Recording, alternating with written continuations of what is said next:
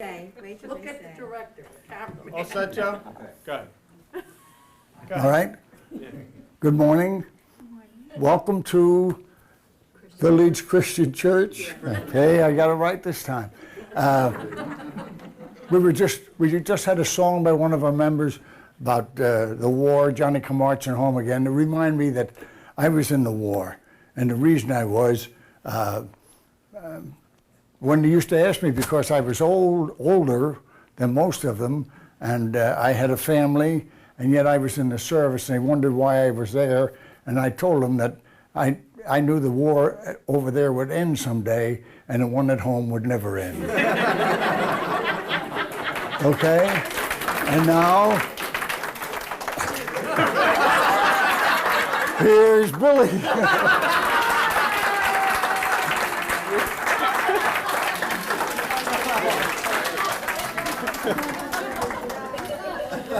Oh, God.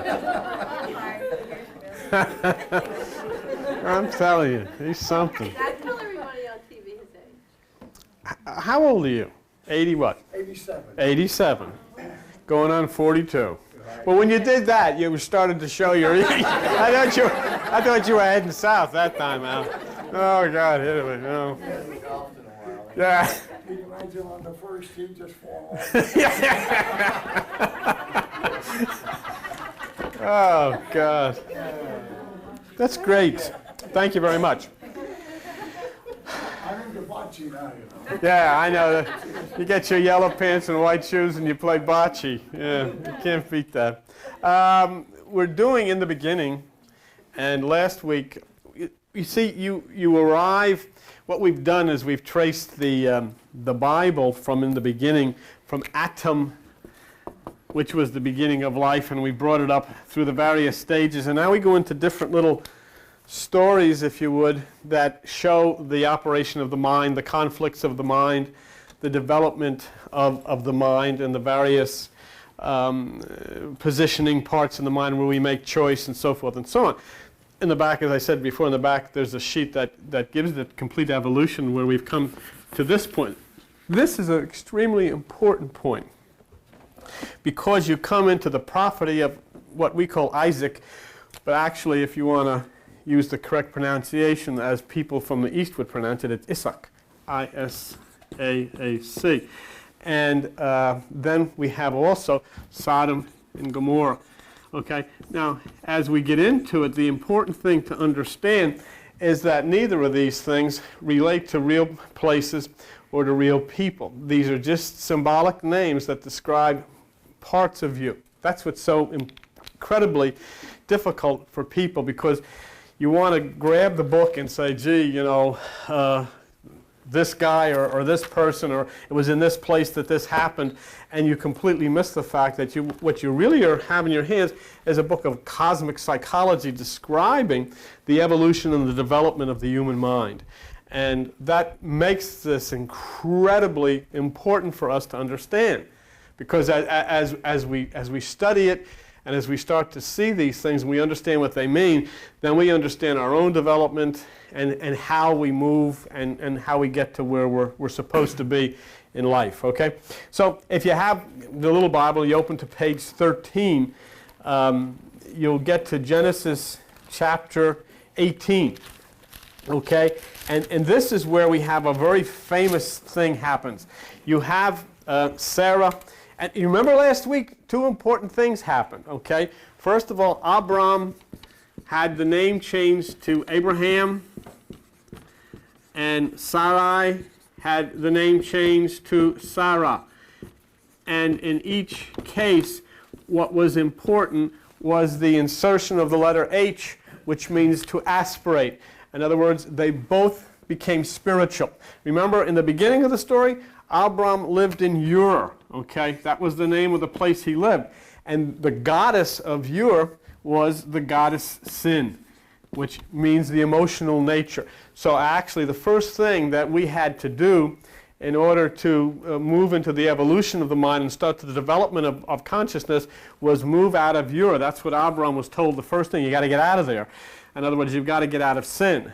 Well, you know, on our contemporary language, we think of sin as drinking or smoking or sex or whatever. None of them are sin. It has nothing to do with it. Those are operations out of the lower mind.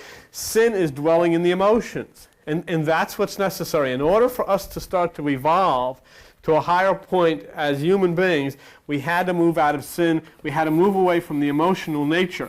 And then the various things started to develop within the storylines as we went along, in which these tapes are available to you.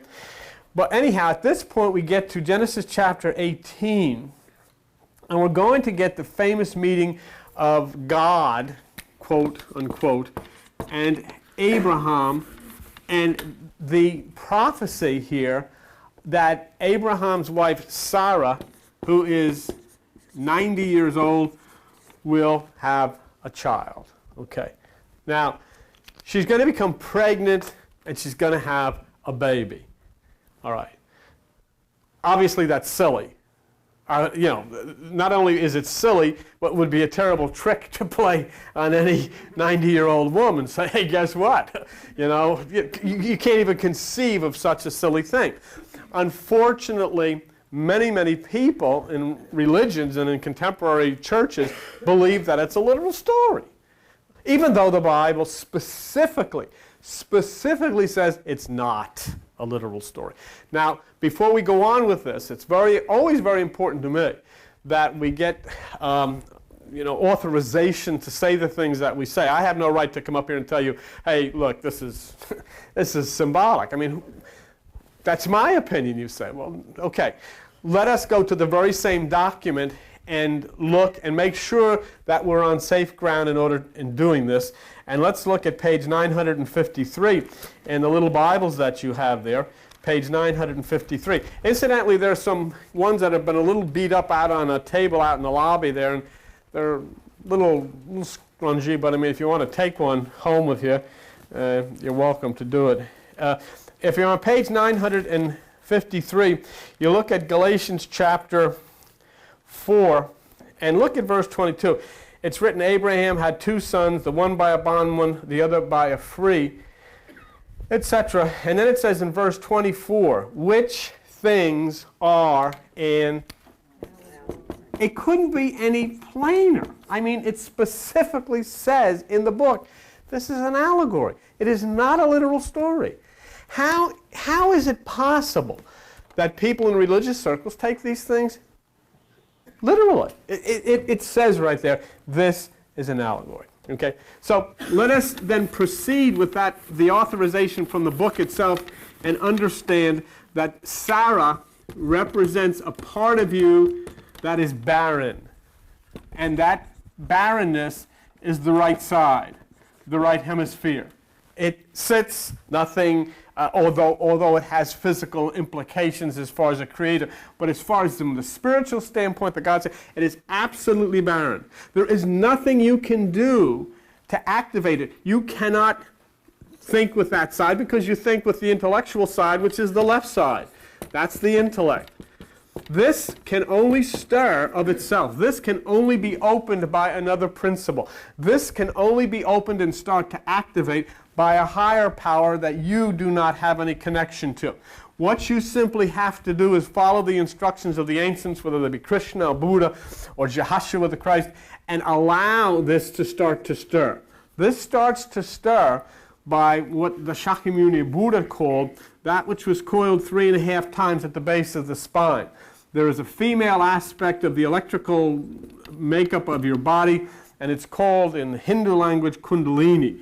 And it starts to stir at the basis of meditation and starts to work its way up the spine and then starts to activate the right side. Okay? Let me just show you something. Somebody tell me what page Revelation chapter 5 is on in those little Bibles so that everybody can find it, okay? Revelation chapter 5. Okay, 1005. Look at page 1005. And you'll see a description of this very same Kundalini electrical energy. You know, sometimes the word Kundalini throws people for a loop, so don't use it. It's an electrical energy that comes from the base of the spine, moves up the spine, and kicks in the right hemisphere. How is it described on page 1005, Revelation 5? And I saw in the right hand, and that signifies the right hemisphere of the brain, of him that sat on the throne, which is the higher consciousness, a book written within, that's within you, and on the back side, that's the spine, and sealed with 7 seals. That's the 7 chakras or the 7 nerve centers that electrical energy moves up to open that right. So you see what we're talking about. We're not talking about anything that has anything to do with religion. We're not talking about anything that has anything to do with spirituality. We're talking about a physical activation of electrical energy that you cause through your meditation. And once it starts to move up, then it energizes the right side. If you're going to go into an allegory, you would say yes, and then what will happen? What will happen is Sarah will no longer be barren. Sarah will give birth. Because Sarah is the name of the right side in this particular story. So she can't be touched by your left side because that's the intellectual side. She can only be energized by that which comes from within. And it will remain barren. Let's look at several interesting allegorical points in relative to this. If you go back to page 13 in your little Bible and you're back in Genesis chapter 18, let's look at a couple of points that are, interesting. Okay. First of all, you can't understand Eastern writings unless you not only understand allegory from a standpoint of the words, you have to understand numerology from the standpoint of the number. Numbers are inserted to tip you off all the way that something is happening. And once you understand the numbers, you know right away. What's the first thing you see when you look at Genesis chapter 18 and verse 2? Here's Abraham sitting there. He lifts up his eyes and he saw 3 men. 3 men. There's 3 men because the number 3 says to you there's going to be new life, there's going to be a resurrection, there's going to be something very special happening in a change of the life of the people that are involved. That's why Jonah is in the fish 3 days. That's why Jehoshaphat the Christ is in the tomb 3 days. That number 3 means that's going to be a resurrection. It's nothing that literally happens. It's nothing that happened in 3 days or 3 hours. The number 3 is put in there to tip you off in the same way that the number 7 is put in there to show you that there's going to be some type of intervention on the part of that which we call God. When you see the number 7 in the Bible, it's like John Wayne coming over the hills with the cavalry just in time. That's what the number 7 means. It means divine intervention. Okay? So he sees these 3 men. That means there's going to be new life. And what does that mean? That means that the barren part of your nature, which is Sarah, is going to conceive. It's so hard sometimes, and especially when I talk to people who are in the traditional state of mind about religion.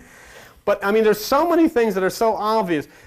In the part that I'm studying right now, which is further down the road from where we are, and probably we won't get to maybe even until January, Jacob gets into a situation where he's making a deal with Laban, and he says, look, I'll take all the spotted cows and you can have all the plain cows. Okay. And what happens is Jacob sets up these different trees and he spots them and he puts them in front of the trough where the cows come to drink, and so that they conceive all spotted cows. Well, that's silly.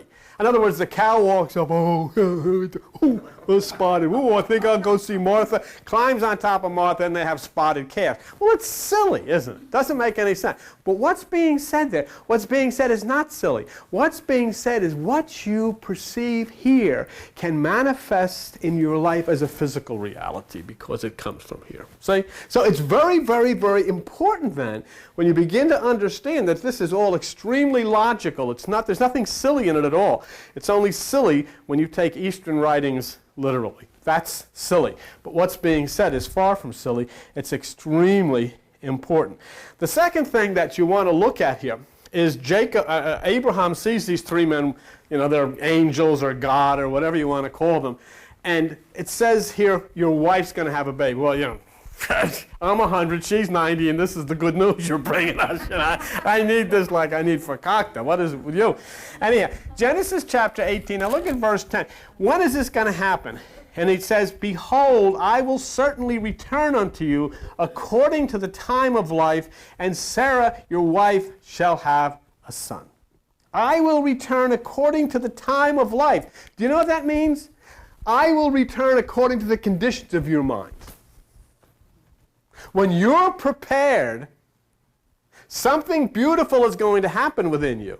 Now forget Sarah, forget Abraham, forget God. This is talking about you. If you're willing to do what has to be done here, then within you something very beautiful will happen when your mind is prepared to accept it. When your mind, in other words, when this energy, this electrical energy starts, this will happen. See? Now there's another thing here that's a microcosm. A microcosm means in your head. That's a way to think of the word. Sometimes people get confused. Think of microcosm in your head, macrocosm outside of your head. Okay? There's a macrocosm that's involved in here too. And the macrocosm is the conception, the universal conception of new life, which you're experiencing right now in this thing called Aquarius. Okay? And here's a book written prior to the Genesis period, which I forget whether that was Taurus or Aries, probably Taurus. And it's saying, I will return according to the time of your life. In other words, I will return according to the time of the age. What is the time of the age when this new life will happen? And that's very specifically pointed out in allegorical form in the book. Go to page 859.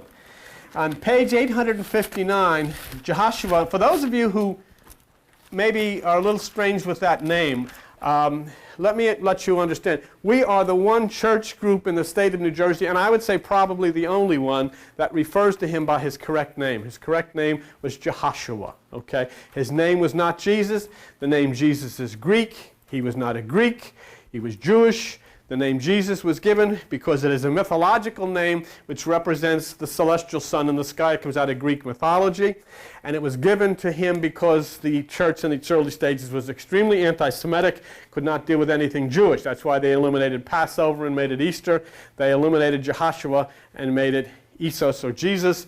His name was not Jesus. So I think for all that this figure in history gave us, the one thing we could do would be at least kind enough to use the man's correct name. So in this church we will use his right name, and after a period of time I think you'll all know who I'm talking about when I mention Jehoshua the Christ. That was his correct. And it makes me feel extremely good if finally the guy gets at least the credit that was due to somebody say my right name, you know, giving this credit to some guy that lives in, well, you know, somebody who lives in Havana or Puerto Rico is named Jesus, but not in Palestine. Okay, it's like that they got him down there in Palestine named Peter, Paul, and Mary, and Nathaniel, and Bartholomew, and all of that stuff. I always get a kick out of when people say, "You're changing the Bible." And I write them back and I say, "Wait a minute, I didn't change it. I didn't make their names Nathaniel and Philip and Bartholomew and Peter, Paul, and Mary." And I mean, somebody messed with this thing because those people are not born over in that part of the world with those kind of names. Okay, page 859. Let's look at the prophecy. I will return according to the time of your life. It is the time of the age. When will this beautiful thing happen? Okay, look at Luke chapter 22 and look at verse number 10. Very specific. Jehoshua says, when you enter into the city, there shall a man meet you bearing a pitcher of water. Follow him into the house where he enters. The man bearing the pitcher of water is Aquarius. That is the time of your life. You are living in it. That should make you extremely excited. The time that the return is the time of your life is the man with the pitcher of water, Aquarius. Follow him into the house, which is yourself, and go up into the upper room, which is the right hemisphere of the brain. So there it is, Aquarius. Okay. Now, let me ask you, well, I'm going to ask you because you're not going to follow my train of thought here, but there's an interesting thing. Why didn't he just say, go ahead, Sarah, have it, kid? You're, hey, okay, here we go. What do I call him? I'll call him Rodney. Here we go. Why did he have to come back? Why not say, go ahead, she's pregnant? A very important point. There is an extremely important point. Before Sarah can conceive, before that part of your mind can give birth to the child within, there must be the destruction of Sodom and Gomorrah. It cannot happen inside of you until Sodom and Gomorrah is destroyed. Okay? That's why it will return. In other words, after Sodom and Gomorrah has been destroyed inside of you, then this God essence will come back and Sarah will conceive, not before. And remember that Sodom and Gomorrah, I mean, this is a wonderful God that these people worship. I mean, he gets ticked off at some people who live in this town, and he's going to blow the whole place up like with an atomic bomb. I mean, there's old ladies that live there. There's puppies that live there. Pussycats and blow it up. The heck with it. Sodom and Gomorrah is a part of you. It is the basis part of you. It is the part of you that is the ego part. It doesn't mean you like sex. It doesn't mean you like to drink. It has nothing to do with that. It is the ego that you want to control your life. It is the physical, the lower aspect that wants to control your life. And before Sarah can conceive, or before the right hemisphere can conceive, Sodom and Gomorrah has to be destroyed. And for the most part, most people will not allow Sodom and Gomorrah to be destroyed. It's walled off. Religion will not allow Sodom and Gomorrah to be destroyed, because religion protects that, because that's the mind. That is the left side. That is the lower aspect, the emotional nature stands. It must be destroyed. Okay, so that's what the word is. As long as the senses are directing the mind instead of the spirit, then Sarah cannot conceive, and the child cannot be born within you. Now remember what we had a few weeks ago, or was it last week or whenever? Ishmael was born, which is going to represent that left side of you, which is restored. But there must be the spiritual part of you born if you're going to have life. Now, notice something else. Here we are again pursued with the fact that something special is going to happen, something new is going to happen. Go back to page 13, and on Genesis 18, where we were in the story, notice Abraham is preparing to feed the visitors, okay? Again, we see the number, Genesis 18, verse 6. Abraham hastened unto the tent unto Sarah and said, make ready quickly, how many measures of fine meal? 3. Very important. So the number is back again, reinforcing itself. Something is going to happen. Something new is going to happen. Something beautiful is going to happen. There's going to be something within you. And this is not somebody that's going to give birth at 90 years old. This is something inside of you that you've never realized. You never understood. You've never realized that this right side is 90% of your mind is barren. We're all 90% ignorant. And this is going to start to activate within you. And then the beautiful things will happen. For you, they'll happen. For your children, they'll happen. For the animals, they'll happen. See? So in Genesis then 18, verse 12, there's an interesting thing. Sarah is standing there now. According to the story, she's 90 years old, and she overhears this, God, this is pretty good. God standing out in the backyard. Can you imagine this? God and 2 angels are standing out in the backyard and says, listen, the old girl's going to have a kid. And she hears this, and she starts laughing, okay? Sarah laughed. See, Genesis 18, chapter 12. Sarah laughed within herself, saying, I am real old. Shall I have the pleasure of my Lord being old also? And then the Lord said to Abraham, how come she's laughing? I mean, what's so funny about this? See, she's going to give birth to Isaac or Isaac, and the word Isaac or Isaac means laughter, joy. That's what the word means. Okay. She's going to give birth to this. And then in verse 14, the Lord questions, why did you laugh? And the reason that she laughed is simply indicative of the reason that they all laugh out there when you come sitting down here and listen to Om or Meoho Ringe Kyo, or you listen to the weird sounds that come out of the speaker which try to send your mind scurrying away from all of those thoughts. It's ridiculous to these people. It's absolutely bizarre that this wonderful thing can happen by you simply staying still and energizing nothingness within you. Everybody laughs at this. It's a joke. You're called New Age fanatics and occults and all kinds of things because it's stupid to people. And then in verse 15, Sarah denies saying, I didn't laugh. And God says back to her, oh, but you did. You did laugh. And what's being said here? See? In other words, what is being said by God, don't laugh at yourself. Don't doubt yourself. Don't doubt what is possible to happen within you. Because when this magnificent thing happens within you, and it happens within you, and it happens within you, and it happens with millions of people, suddenly that negative energy which has been pumped into this universe becomes powerful, positive energy, and the child that explodes within changes the entire aspect of the universe, of nature itself, and this which is called the earth suddenly becomes the planet heaven. Why? Because we didn't laugh. We were serious with this promise that within us, it's still hard, even for you sitting here, it's still hard even to conceive that the changes can come into your life and the changes can come into the world because something new happens in here. And that's the thing. Why are you laughing? Why don't you take this seriously? Don't doubt yourself. Don't doubt what's possible to happen. Trust me. Not me, I'm not saying. Trust that which is the Christ. Trust the Christ. Trust God. But something has to occur. And then I'll come back. And Sarah, that which is within you will conceive. But first of all, I will go and I will destroy Sodom and I will destroy Gomorrah. In other words, the impulse within will now set about to destroy that which is bent on destroying you. The left side. Okay? Now, watch you when you understand Sodom and Gomorrah. Okay? You'll be able to trace this to yourself immediately, and you'll understand it, that it is your nature. Sodom means burning, okay? And Gomorrah means submersion. And what must be destroyed? That which is deep within you, that which is burning deep within you. Those are the desires that are burning deep within you. Those are the stresses and the fears and the guilt and all of this which is burning deep within the subconscious. That must be destroyed.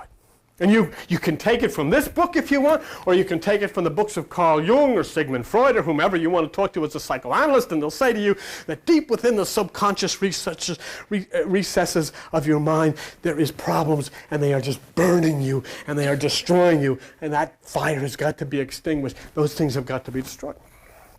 So that's what it means. Sodom means burning, and Gomorrah means submersion. It is buried deep within you, and it is burning you alive, and that's got to be stopped. And once that has been stopped, then Sarah within you can give birth to the child. All right? And that's beautiful. So it's up to you. You want to put the fire out, you want to destroy this. If you're willing to do it, then the child of promise will be born within you. Okay? The condition of the carnal mind and its ability to join you to, quote, God, is described in Genesis chapter 18 and verse 25, okay? Abraham in this allegory is talking to God, says, you know, it would be far from you to slay the righteous with the wicked. The righteous should be as the wicked. That, you know, you should be doing right. In other words, what he's saying, you're going to go down there and you're going to blow this city to smithereens, and there are good people in there, and you're going to just blow the place up and destroy it because there's some bad people, so the good people are going to get destroyed at the same time. Certainly that's wicked. Certainly that's wrong. Certainly that's not right. But this is not destroying. The carnal mind is a needed vehicle. It is a destruction so that the vehicle, which is the spirit, that salvation spirit within you, can come alive. So in other words, all of these things which are trying to destroy you, all of these things, what is being said here is this is the tree of the knowledge of good and evil. And you have a lot of good things come out of the left side. The problem with it, they all the time mixed with those which aren't good. And what happens when you get all that mix in there, you get confusion, you really don't know what to do. You know, I tried to do what's right, and always get screwed up, and I don't understand why. You know, I was trying, you know, but you go through that stuff. You scream in the house, I thought it was, why? Because it was a good idea, but you didn't realize it was going to be fakakta, and the whole thing was going to come tumbling down, and everybody was going to get ticked off at you because you did it, because it is the tree of the knowledge of good and evil. It is Sodom and Gomorrah. There are good things in there. No, there's nothing good in there, because everything that is good has attached to it that which is evil. There is no line that does not have a left and a right. There is no up that does not have a down. There's no in that does not have an out. Okay? And so that's simply saying to you, it's got to go. It's got to go, because good does not stand by itself. It is immersed with that. So they're together, so it's confusion. And so then the story goes on, and the storyline, look at Genesis 18, look at verse 24. If there's 50, will you destroy it? It says, no, if I find 50, I won't. And look at verse 28. What about if there's 45? No, if I find 45, I won't do it. Look at 29. Well, what about 40? I won't do it if there's 40. And look at 31. What about 20? I won't do it if there's 20. And look at 32. What about 10? I won't do it if there's 10. But you see the problem here? There is not one thing in the left side of your brain. There is not one thought in the left side of your brain that can open the door and bring you into that which is Eden. It can't happen. The door always stays closed. It can only open by itself from this side. You cannot take a beautiful rose which is closed and say, let me show you how beautiful this flower is. And when you start to peel it open, you see its beauty for a minute and then it's dead. It has to open by itself. It has to flower by itself. It has to happen through nature by itself. Nothing in here. Absolutely not. You can read a book, you can go to church, you can sing a hymn, you can do all of these things. They'll never get you across that place which is the sea. See, that's what the Red Sea is all about. Do you understand that? What could happen? You get to the Red Sea, it's that blockage. How? What could he do? Moses couldn't do anything. Nobody, the people couldn't do anything. It had to happen by itself. So he looks up and the sea opens. This is what that means. I can't have you think that anything that you can think, or anything that you can read, or any school you can go to, or anything you could use with New Age, or Old Age, or religion, or Buddhist, or Methodist, or Christian, or whatever, I can't let you think that anything of that can do a thing. It can't. It can do nothing. It has to happen all by itself naturally from within you, so that's got to be wiped out. If I find 10, well, I can't find 10, because there's not even one. And if you look, go to page 620. Let me show you something. Page 620 in the book of Isaiah, and Isaiah chapter 64. And look what it says in verse 6. We are all as an unclean thing, and all our righteousness are as filthy rags. We all do fade as a leaf, and iniquities like the wind have taken us away. But look what it says in the next line.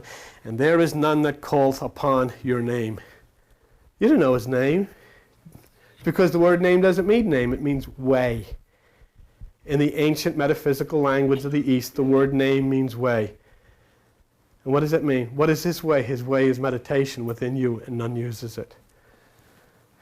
None call upon your name or your way. That stirreth up himself to take hold of you, for you have hid your face from us. So where's his face? His face is over here. His face, her face is over here. Can't see it. That's why nobody can ever see the face of God, because God is the right hemisphere of the brain, and it operates totally without any input from you. What happens? You don't see it, you become it. When this side, the Bill, the Joan, the Jerry, the Phil, the Al, and all that, when this side is done, the God side is open and alive. So people say, you believe you become God? No, I believe God becomes us. During that period of time when God is active and we are not. When God is active and we become God, we receive the instructions from the right side. When we become ourselves again, we have those instructions and we can start to change and turn away from all of the violence and all of the stuff that goes on. So we come briefly to Sodom and Gomorrah, and you'll look at page 13, and I'm not going to go into a whole lot of it because we've done it before, but I just want to cover a couple of things with you so you get an idea. Remember, Sodom and Gomorrah is talking about your mind. It's talking about a part of your mind. It is the ego part of your mind, that part which cannot serve you in the realm of that which we call God. Genesis chapter 19, and look at verse 1. And there came two angels. The number 2 means a union between you and spirit. It's the duality, okay? Just like number 3 means new life, number 2 means the duality, God and you and spirit, the left side, the right side, and so forth. But there came 2 angels. What are angels? Just so that you got your understanding of that. Real quick, the word Israel is not a Jewish word. The word Israel is made up of 3 Egyptian gods. Isis, which is the spirit. Ra, which is Ra, which is the mind, and El of the bull Mithra cult, which is the power in the flesh, in you. Okay? So that which is God, El Elohim, is that which is the power within you, and that's why we use that word, angel. And all of the angels' names are Michael, Uriel, Gabriel, Raphael, so forth and so on, because it's specifically relating to an electrical power that is inside of you. Okay? So, when you have these angels, that means they're starting to wake or work within you now, this thing, this electrical energy, which is going to assist or to work in destroying that which has been hurting you or keeping you from quote-unquote God. They meet Lot, okay? When they come, they meet this guy named Lot. Lot means covering or veil. And there, and again, we have the understanding, this is a part of us that will be covered by the energy and saved out of all of the involvement in the senses, okay? Now, there's something extremely important happens here, and this is why a lot of you, quote unquote, don't find this. And this is why, just for a minute, this is very important. Look at Genesis chapter 19, verse 2. Lot is talking to these angels. He says, "Behold, my lords, turn in, come into the house and stay all night, wash your feet, rise up early." And they said, "Nah, we'll abide in the street," okay? He invites them, they say no, okay? He then starts to become persistent. In verse 3, he pressed upon them, and they went in. The point that's being said here is that this is going to happen to you only when you author it. This is going to happen to you when you say, yes, come in here, let's do it. And you might have to do it a couple of times. But this is up to you. There is no God that's going to come because you recited a poem or sang a song or waved smoke or feathers or anything like that or read a book. There is no God in the universe that's going to come in and take it. There is a God in the universe which dwells within you, waiting for you to say, this is what I want. Please come inside here. Let's do this. And it will happen to you. Let me show you this. Real quick, go to page 862. Let me show you something. Now, before you go, hold it, just real quick. Genesis 19:3. See, when they come into his house, he made them a feast and baked unleavened bread. Very important. Unleavened bread has no leaven. It cannot spoil. It does have nothing to putrefy. That's why they could. Unleavened bread. Leaven in mysticism means your thoughts. The bread that you eat can have no leaven. It's got to be pure. So you can't have any thought when you go into these meditational things, or it's going to screw up this, okay? It's very important about that. Let me show you something on page 862 real quick. So Luke, all right, Luke chapter 24. Page 862. Now let me set the story for you so we can do it real simple and you can understand it real easy. Jesus, Jehoshaphat the Christ, resurrects from the dead according to the allegory, according to the story. He's walking along and a couple of disciples are walking along and he comes in the middle of them. And they're all walking along. This is after the crucifixion. And it says in Luke chapter 24 and verse 15, it says, "And they came to pass that while they communed together, Jesus drew himself and went with them, but their eyes were holden, they didn't know him." They couldn't get, in other words, he was in their midst and they couldn't understand it. Don't you see what's being said? He's inside of you. He's in your midst and you can't understand it. He's in your midst and you can't see him. He's in the midst of the people who are standing out there yelling on television, waiting for his second coming. It's here. It's happening. But they don't see him. They don't recognize him because they don't know what they're looking for. See? And in verse 21, look what it says in chapter 24, verse 21. It's the third day. See that? See that number 3 popping up again? It's the third day since all of these things have happened, you know. So we're getting ready for this. Now look at, this is the point I wanted to show you. Look at verse 28. "And they drew nigh unto the village, and he made as if he would go further." In other words, they went into the house, he didn't. See? He didn't go into the house. But just as Lot did in verse 29, they constrained him. They constrained him, said, "Come in here." In other words, you have to do this. Are you willing to do that? It's up to you. It's none of my business whether you do it or not. It's your business. Are you willing to? You don't want to come down here. You don't want to come down here. You can do it in the bathroom. I don't really care where you do it. That's where you do what you do. But are you willing to? That's what these stories are. You have to say, this is what, I want this inside of myself. I realize I've got to do this. You've got to make the point. And look what happens then. They go into the house, and in verse 30, what they do, they took bread, broke it, and their eyes were opened. In other words, when you eat that bread, when you devour that truth within inside of you, you'll start to see. And all of these things won't be strange to you anymore. You'll start to understand. You'll start to realize. Okay? And that is the Passover. When we bring the God Spirit into our house, which is that right hemisphere, and we start to have that bread. Let's real quick, and we're done here. Genesis, back to page 14. Genesis chapter 19. And I'll just wrap this up with you. Okay? That unleavened bread they brought. In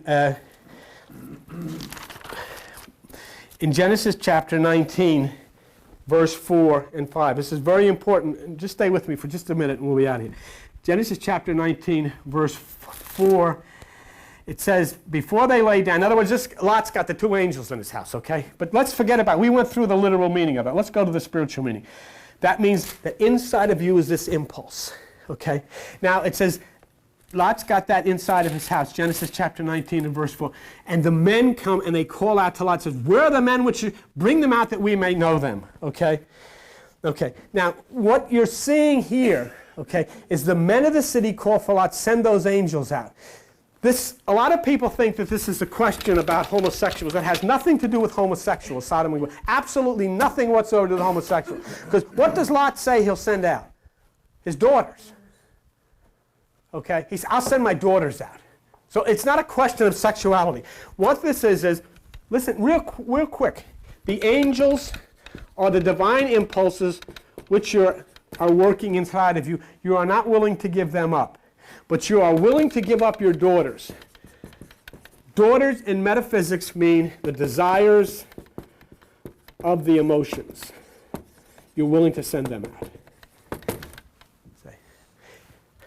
In fact, in other words, what it's saying is these are what you've got to get rid of. The desires of the emotion. But you've got to protect those angels. You've got to protect those which are the divine impulses inside of you as you're willing to let go of those which are the desires of the lower emotions. See? So now look at Genesis chapter 19 where you're at and look at verse 13. And the aspect of the ego aspect of the carnal mind is being cut off through meditation. See, because we protected the spiritual aspect within us by our meditation. We separated from human thought, and it says here in verse 13, we will destroy the place because the cry of them is waxing great before the face, and the Lord has sent us to destroy it. In other words, this is the thing that you want to hear. This is the great thing that you want to hear. Finally, you've reached that point. You're inside of your house. You're inside of your mind. You've slammed the door. There's a beating on the door. Do you know what the beating on the door is? When you sit here in meditation, you start to get all these wild thoughts coming into your mind. And it happens all the time. You can sit here and you can listen to the music. You can sit here and you can chant. You can go to a Buddhist temple and chant. They'll be banging on the door inside of your head. And you'll be thinking of this and you'll be thinking of that and you'll be thinking of the other thing. But you stay there and you're still going to refuse it. And you're going to just send those desires, the lower desires out. And you're going to hang on to those angels. You're going to hang on to those divine impulses. You're going to hang on to that meditation spirit.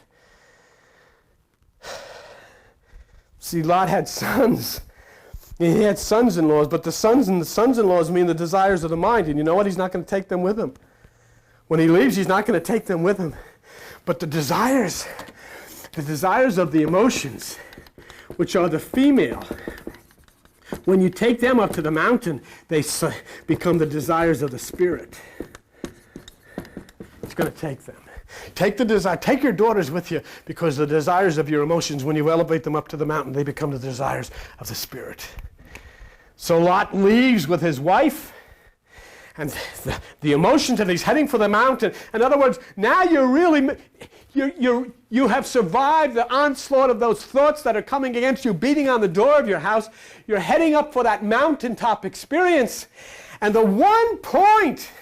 this is the one point you've got to be willing to do. Once you make a commitment to this, don't look back. Don't look back, because it's over. In other words, you've got to be determined. But look what it says in 1926. It says his wife looked back, And what is wife in Scripture? The emotions. The emotions turn and look back, and she became a pillar of salt. In other words, salt means truth. The pillar is the foundation. In other words, the foundation of the truth of this message stopped your emotions from dragging you back down to the crap that you've been in all of your life and kept you free. You didn't turn back. Your emotions, which are trying to bring you back into all of that craziness and stress and violence and anger, is stopped by the foundation of the truth that the kingdom of God is within you.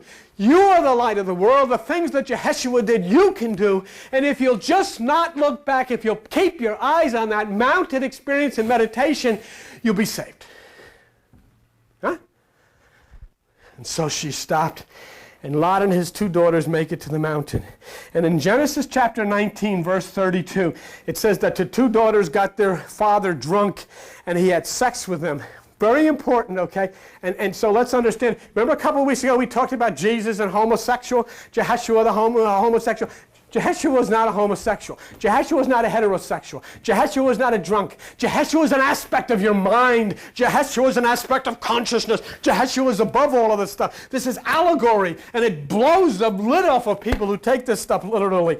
But it says on the mountain, and that means when you get to that mountaintop, you get to the point of meditation. Okay? Now your 2 daughters are desires of what? No longer are they desires of the emotions. They are desires of the spirit. And in your drunken stupor, why? Because you drank the new wine. You are now intoxicated so that you can no longer see those lower things. You're on the mountain of meditation. You've intercourse with the desires of the spirit, and the child is born. See? You intercourse with the desires of the spirit, and the child is born. And it says in one child is called Moah. And the word Moah means the seed of the Father. The seed of the Father. And the other child is called Ben-Ammi, B-E-N-A-M-M-I, which means the son of incest. Do you know how important it is that you have a son by incest? I think you just have to, it is extremely important that you give birth, but that it be by incest. The Father, God, intercourses with his daughter, Mary. Comes the child, Jehoshaphat, the Christ, the son of incest.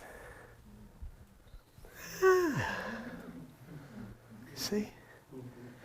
The daughter here in you, which is the spirit, must be impregnated by the Father, which is the divine mind, and the child which will be born within you, which will lift the burdens off of your shoulders, will be the child of incest, the child of promise in the family. Okay. Thank you very much for sharing this time.